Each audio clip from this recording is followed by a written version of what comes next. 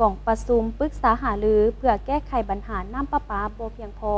ในนครหลวงจันทร์ซึ่งปัจจุบันกำลังค้นคว้าก่อสร้างโรงงานอยู่บ้านห้วยหอมจำนวน 20,000 เมตรก้อนและกำลังจะลงมือก่อสร้างโรงงานผลิตน้ำอยู่จีไนโมตื่มอีก 40,000 เมตรก้อนต่อวันกองประชุมปรึกษาหารือระดมความคิดเห็นเกี่ยวกับเวียกงานน้ำประปาอยู่นครหลวงจันทร์จัดขึ้นวันที่ 12 มีนาคม 2025 อยู่ที่รัฐวิสาหกิจน้ำประปานครหลวงจันทร์โดยการเป็นประธานของทานศิริราชทงสินทองเพ็งห้องเจ้าของนครหลวงจันทร์มีหัวหน้าแผนกการผู้อำนวยการรัฐวิสาหกิจน้ำประปานครหลวงจันทร์บริษัทที่เกี่ยวข้องเข้าร่วมทานศิริราชทงสินทองเพ็งได้กล่าวว่านครหลวงจันทร์เป็นนครหลวงของประเทศมีที่ตั้งสำนักงานภาครัฐบาลองค์การจัดตั้งทางสังคมบรรดาสถานทูตและเป็นศูนย์รวมการค้าการบริการเป็นใจกลางทางด้านการเมืองเศรษฐกิจวัฒนธรรมสังคมและอื่นๆฉะนั้นความเหียกห้องต้องการของการสมไส้พื้นฐานโครงล่างซึ่งเป็นปัจจัยที่สำคัญโดยเฉพาะการสมไส้น้ำประปาอิงไส้สถิติแสดงให้เห็นว่า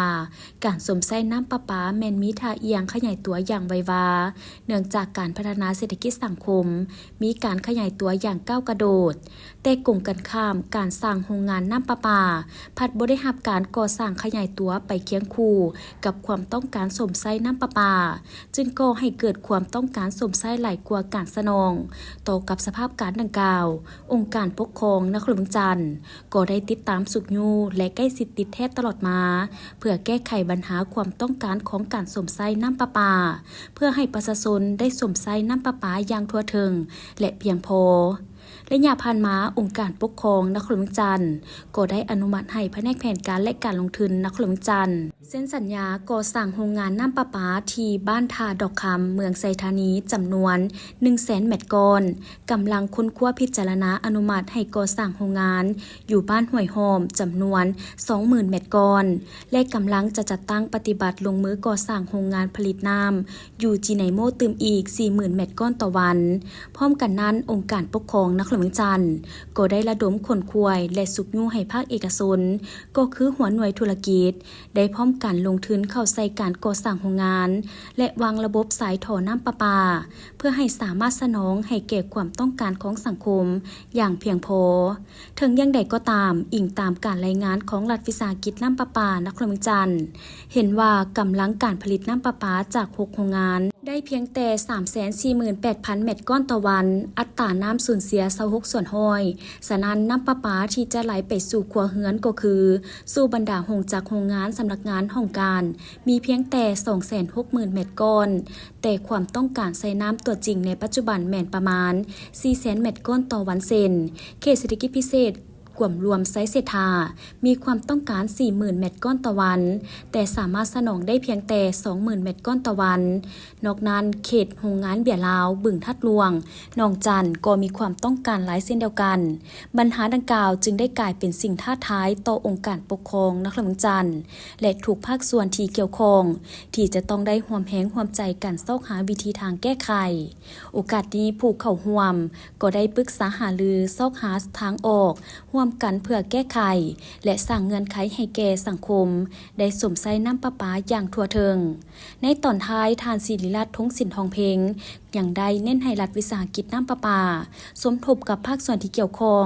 โดยเฉพาะรัฐวิสาหกิจไฟฟ้าลาวเพื่อสนองไฟฟ้าให้เพียงพอเนื่องจากกระแสไฟฟ้าต้องเสถียรและเป็นปกติเพื่อให้โรงงานผลิตน้ำประปาสามารถผลิตได้เต็มกำลังประสิทธิภาพนอกนี้ให้ขึ้นแผนจัดซื้อโปมตื่มเพื่อรับประกันนำไส้ให้เพียงพอกับความต้องการมูลไส้เข้าในความจำเป็นตัวจริงรับประกันสามารถโปมน้ำได้ตลอดเวลา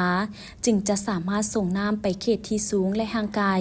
ในบางเขตถ้าจำเป็นต้องได้เพิ่มสมงแหล่นโปมสูบส่งอยู่สถานีสูบส่งน้ำให้สมทบกับห้องการคุ้มครองและบริหารตัวเมืองเวียงจันทร์และโยธาธิการและขนส่งกะเกี่ยมลดน้ำไว้สำรองให้เพียงพอเพื่อสนองน้ำให้เขตที่ขาดน้ำและมีความจำเป็นต้องการน้ำให้ลงใกล้สิติแทสาขาน้ำประปาในแต่ละเมือง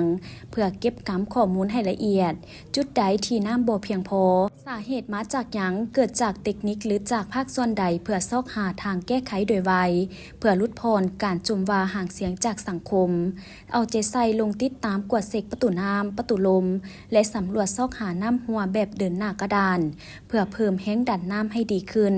ให้เอาใจใส่สำรวจออกแบบคิดไล่เวียกวางทอขยาย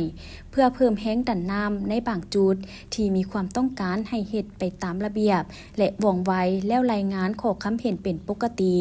ท่านรองเจ้าของกล่าวอีกว่าอีกปัญหาหนึ่งแม่นเวียกงานบริหารต้องว่องไวโดยเฉพาะการรับข้อมูลสายด่วนหรือการส่งข่าวจากสังคมเพื่อแก้ไขปัญหาให้ถึกจุดและว่องไวหลีกเว้นแท้ๆเวลาสังคมประสานขอความช่วยเหลือแต่บ่มีพนักงานเฮาให้ความร่วมมือเอิ้นว่าเวียกงานบริหารต้องประจำการ24 ชั่วโมง